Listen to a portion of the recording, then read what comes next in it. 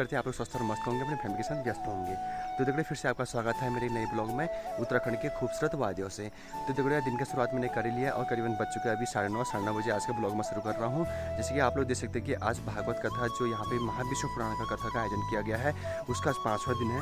आज 5वें दिन का ब्लॉग मैं आप लोग को दिखा रहा हूँ, तो आप लोग बने रहना आज के ब्लॉग में और बिल्कुल भी स्किप मत करना आज के ब्लॉग को। तो चलते हैं आपको दिखाते हैं।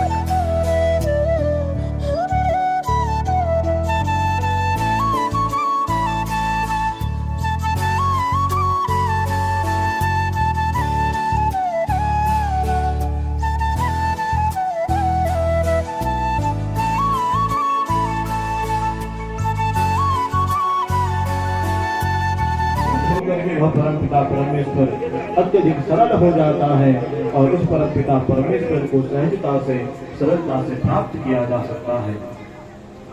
इसलिए इन सारी कथाओं का एक किसी भी प्रकार से हमारा मन अवतार नहीं होता। अगर हम नहीं होते तो तुम्हारा अवतार नहीं होता। भगवान को बड़ा आश्चर्य हुआ कि राक्षसों तुम ऐसा क्यों कह रहे हो कि तुम्हारे होने से ही मेरा अवतार होता है। तो राक्षस कहते हैं, दुष्ट कहते प्रभु जब जब हम अवतरित लगते हैं तो उसी धर्म की स्थापना करने हेतु आप अवतरित होते हैं। इसलिए आपके अवतार में हमारा भी कोई ना कोई उद्देश्य है। इसलिए प्रभु जब आप अवतरित होते हैं तो हमारा भी कोई ना कोई हो जाएगा। तो दुष्टों ने मिलकर के कहा कि प्रभु अगर भजन ही हम करते तो असुर किस बात के रहते। कोई भजन नहीं तामस देहा, तमोगुण के बढ़ जाने के कारण ये तामस शरीर हमें प्राप्त हुआ है और इस तामसी रूपी शरीर के माध्यम से भगवान का भजन होने वाला नहीं है। इसलिए प्रभु कोई सरल साधन आप हमको बताओ। तो भगवान ने रहस्य उनको कहा कि चाहे तुम द्वेष भाव से मेरा भजन करो तब भी तुम्हारी मुक्ति होने वाली अवश्य रूप से है। इसमें संदेह नहीं समझना चाहिए। भगवान भृंगी कीट न्याय के माध्यम से असुरों का उद्धार करते हैं। अब प्रश्न उठता है कि भृंगी कीट न्याय क्या है। तो एक भृंगी नाम का कीड़ा होता है जो आ करता है और उनको अपने मुंह में दबा लेने के पश्चात उन कीड़ों को मिट्टी के अंदर बंद कर देता है और बंद करने के पश्चात ऊपर से मिट्टी से ढक देता है और उसके ऊपर गुनगुनाने लगता है। अंदर उस मिट्टी के अंदर बंद कीड़ा हर क्षण उसी भृंगी के भय से आक्रांत रहता है और इतना आक्रांत होता है कि बहुत दिनों तक आक्रांत होते होते अंतिम वह कीड़ा उसी भृंगी के स्वरूप को धारण कर लेता है। इसी भृंगी कीट न्याय के माध्यम से भगवान असुरों का उद्धार करते हैं। गोप्यः कामात् भयात् कंसो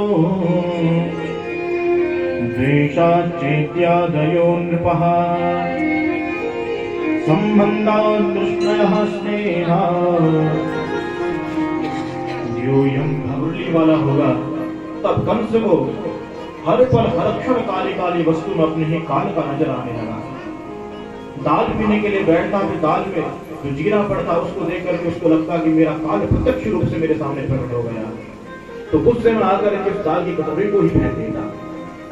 किसी से बात करता तो बात करते करते उसकी दृष्टि उसकी आंखों में पड़ती तो उसकी काली पुतलियों में उसको उस काले बोलने वाले का ही दर्शन होने लगता तो उससे भी द्वेष भाव कंस कर लेता है।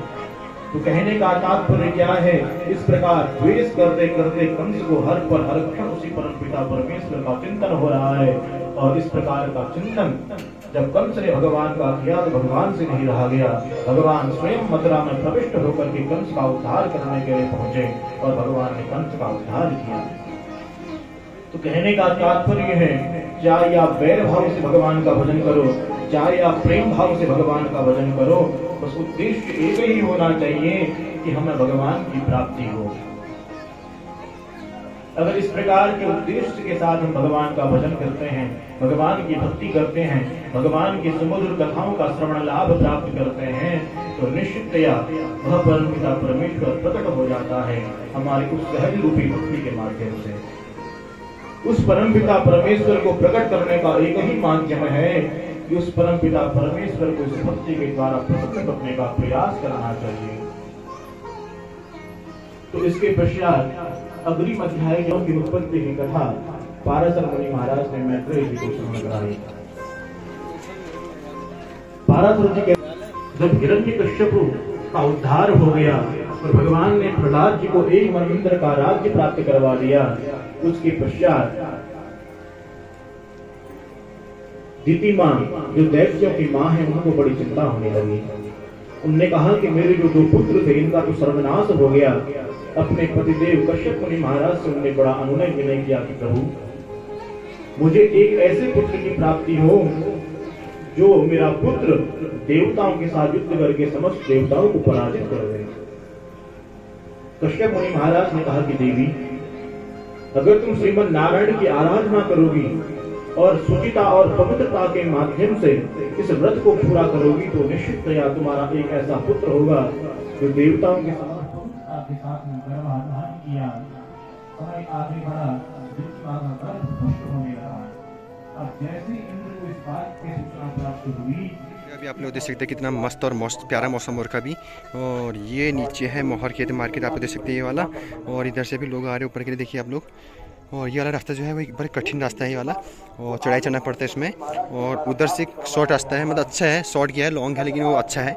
तो कुछ लोग उधर से आ रहे हैं, कुछ लोग इधर से आ रहे हैं। और ये है यहाँ पे मंदिर का कुछ 2 गेट, एक उस साइड है, एक इस साइड है। तो ये देखिए मौसम कैसा रखा, अभी बहुत ही प्यारा मौसम हो रखा है। और अभी मैं आपको यहाँ पे दिखा रहा हूँ, सुना रहा हूँ आपको यहाँ विष्णु पुराण कथा, जो आज 5वां दिन है। तो आप लोग देखना और बिल्कुल भी इसकी मत करना, पहले भी आपने देखा होगा, बहुत अच्छा लगा होगा आपको। और इसको भी वही प्यारा और सपोर्ट करना। बनाने के लिए कहा तो तूने कभी नमक नहीं डाला, कभी डाला तो 2 बार डाल दिया, आज खीर में भी नमक डाल के लेके आ गया। तो उस व्यक्ति को बड़ा क्रोध आया, उसने समझा कि नमक तो बड़ी खराब चीज है, इस नमक के कारण तो मेरी पूरी गृहस्थी खराब हो रही है। तो उसने नमक की असार्थकता को सिद्ध कर लिया। तो क्या नमक की असार्थकता को सिद्ध करने से नमक खराब हो गया? नहीं। उसी प्रकार इस संसार में भी बहुत सारी वस्तुएं ऐसी हैं जिन वस्तुओं को अपनी आदतों के अनुसार, अपने व्यवहार के अनुसार उचित और अनुचितता में परिवर्तित कर देते हैं। इस प्रकार का दिव्य उपदेश ब्रह्मदेव मुनि महाराज ने जब प्रियव्रत को दिया, तो प्रियव्रत को ब्रह्मदेव मुनि महाराज का सारा उपदेश समझ में आया और अपने दुराग्रह का प्रियव्रत मुनि महाराज ने परित्याग कर दिया। उस खंड का नाम है अजनाभ खंड। इस अजनाभ खंड के प्रथम राजा बने नाभि। इन्होंने विवाह किया मेरु देवी के साथ में, लेकिन बहुत समय व्यतीत हो गया, बहुत वर्ष व्यतीत हो गए। नाभि महाराज के घर में संतान की प्राप्ति नहीं हुई, तो उन्होंने भगवान का बड़ा सुमिरन किया और भगवान उनकी तपस्या को देख करके बड़े प्रसन्न हुए। उनसे वरदान मांगने के लिए कहा तो उनकी वाणी अवरुद्ध हो गई। तो ब्राह्मण देवताओं के द्वारा भगवान से कहा गया कि प्रभु, ये तो आपकी सदृश संतान की प्राप्ति करने के लिए भगवान का भजन पूजन कर रहे हैं। तो भगवान प्रसन्न हो गए और भगवान प्रसन्न होकर के नाभि मुनि महाराज के घर ऋषभदेव के रूप में अवतरित हुए। और ऋषभदेव मुनि महाराज इतने बड़े पराक्रमशाली, इतने बड़े ज्ञानवान, इतने बड़े भगवान के भक्त, जिनके तेज को देख करके इंद्र को ईर्ष्या होने लगी। और ईर्ष्या होते होते इंद्र ने तो आज ऋषभदेव मुनि महाराज के राज्य में वर्षा करना ही बंद कर दिया।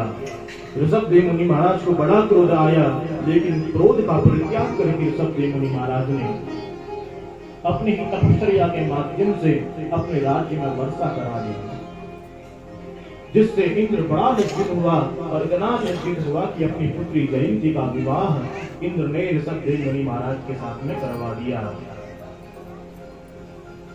जयंती के साथ विवाह करके ऋषभदेव भगवान के 100 पुत्र हुए। उन 100 पुत्रों में से जो सबसे बड़े बेटा है भरत, इन्हीं भरत के नाम से हमारे भारतवर्ष का नाम भारत पड़ा। उत्तरं यत् समुद्रस्य हिमाग्रेश्चैव दक्षिणं वर्षं तद् भारतं नाम भारते यत्र संस्कृतिः। सौभाग्य प्राप्त हो रहा है, इसलिए हमारा परम सौभाग्य है कि हम सभी लोग भारतवासी हैं और भारतवासी होने के साथ साथ हम सभी लोग उत्तराखंड के वासी हैं। कुल भारत माता की जय। भारत भूमि की विशेष महत्ता है, इसलिए हमारे पूर्वाचार्यों ने जहाँ डाल डाल पर सोने की चिड़िया करती है बसेरा, वो भारत देश है मेरा, वो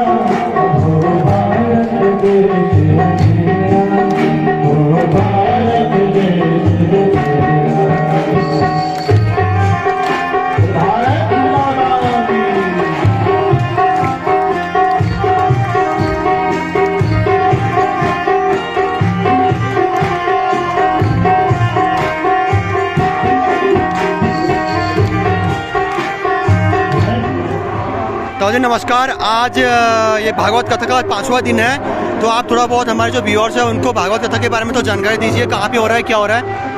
ये विष्णु महापुराण की कथा हो रही है। 25 तारीख से शुरू हुई थी और 4 तारीख को एक विशाल भंडारा होने जा रहा है। और यहाँ पर जो एक ऐतिहासिक ज्योति महाराज श्री ओमगिरी जी द्वारा उनकी सोच के उधनी है। उन्होंने ऐसा सोचा कि हमारे पूरे उत्तराखंड को तो छोड़िए, पूरे उत्तर भारत में एक ऐसी ज्योत नहीं है। और आज उस ज्योत में 147 कंटर तेल एक साथ लगा। हमने तो 1100 लीटर की तेल समझी थी, वो 2250 लीटर तेल की टैंक निकली है।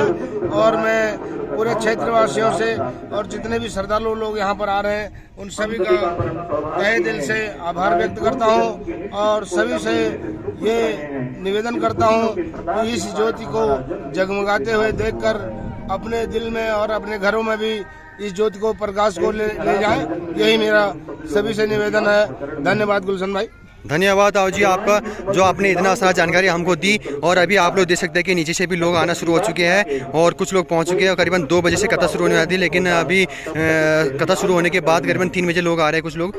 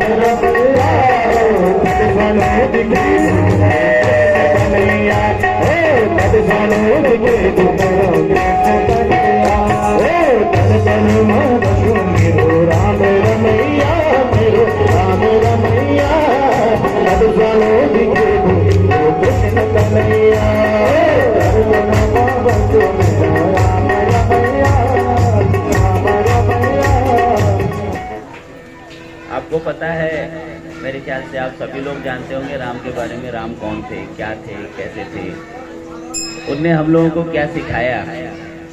सबसे बड़ी बात यह है कि हम लोगों ने राम से क्या सीखा। हम हर साल दिवाली मनाते हैं, हर साल राम लंका से रावण का वध करके, अधर्म का नाश करके, धर्म की विजय करके अयोध्या वापसी पर पहुंचते हैं और दीप दीपावली उनके उपलक्ष्य में मनाई जाती है। हर साल करते हैं,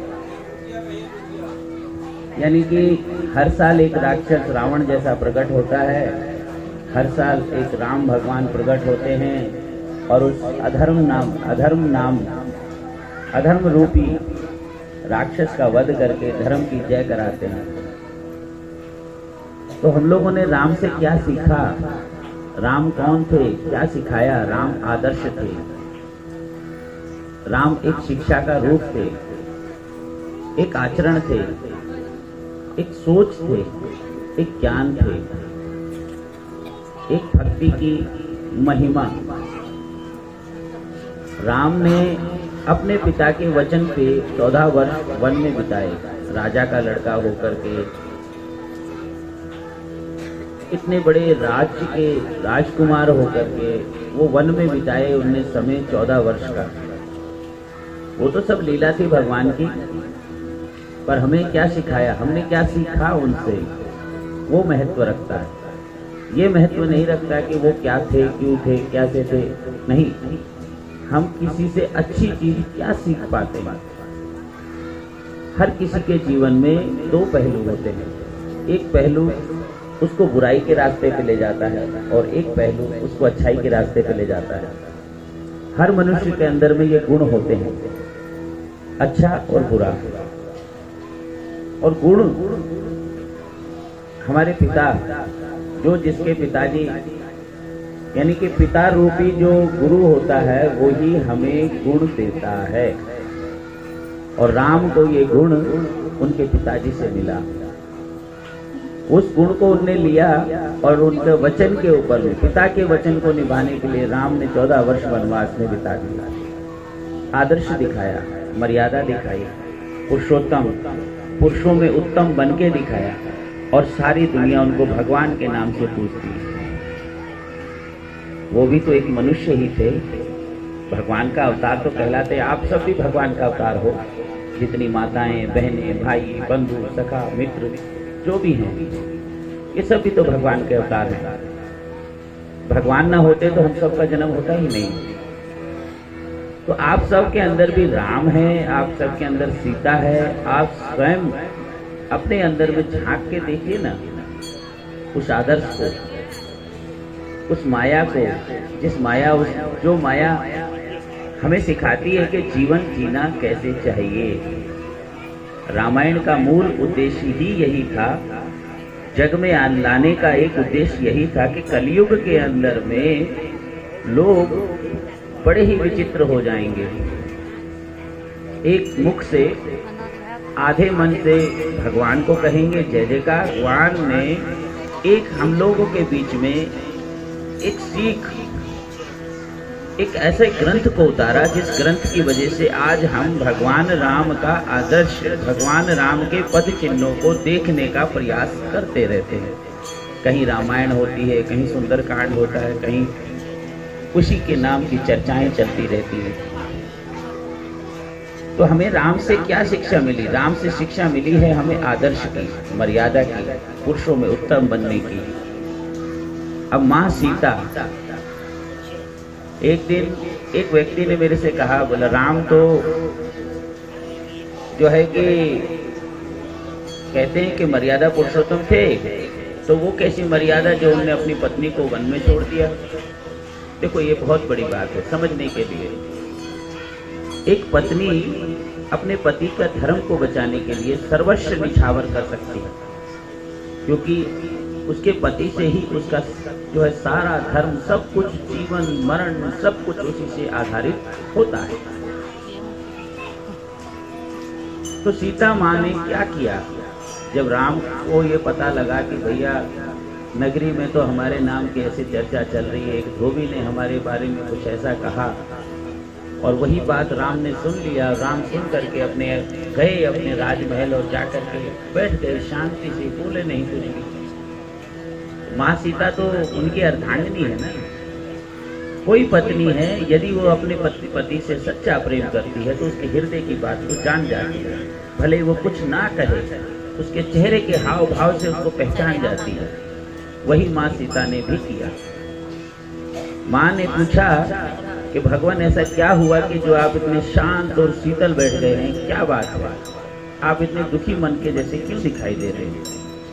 तो भगवान जी ने कहा कि सीता, संसार में ऐसा चल रहा है, नगरी में हमारी प्रजा इस प्रकार के विचारों को रख रही है। लगभग आप सभी जानते हो, मैं बोलना नहीं चाहता। तो माँ ने कहा आप क्या करना चाहते हैं? उनने कहा मैं राजधर्म का पालन करना चाहता हूं, पर अपने वचन को भी नहीं तोड़ना चाहता हूं, जो वचन आपसे दिए। मैं तो ऐसा पिस गया हूं कि मैं इधर जाऊं कि इधर जाऊं, कहाँ जाऊं, क्या करूं? तो माँ ने कहा बोले चिंता क्यों करते हो, मैं अपने वचन से आपको मुक्त करती हूँ, आप मेरा त्याग कर दो। देखो, कोई स्त्री क्या अपने पति से ये कह सकती है कि तुम मेरा त्याग कर दो और अपना धर्म बचा लो? यही तो माँ की महिमा है, यही तो आप सब माताओं की महिमा है। तो वहां माँ सीता ने स्वयं कहा कि आप मेरा त्याग करो और धर्म बचेगा। धर्म बचेगा तो आप जीवित रहेंगे ना, तो मेरा मांग का सिंदूर सदा रहेगा। मैं भले ही आपके साथ ना हूं, लेकिन मेरे हृदय में तो आप ही है, आपके हृदय में मैं रहती हूँ। इस बात को लेकर के लक्ष्मण जी को बुलाया और जो सीता माँ को वन में छोड़ दिया। त्याग की परिभाषा, समर्पण की परिभाषा, आदर्श की परिभाषा, मर्यादा की परिभाषा पुरुषोत्तम श्री राम। सबको दिखाया, एक तरफ लोगों ने अत्याचार जाना, एक तरफ लोगों ने उसको अच्छाई माना, कई प्रकार की बातें चलती रही। समय आया तो पता क्या लगा,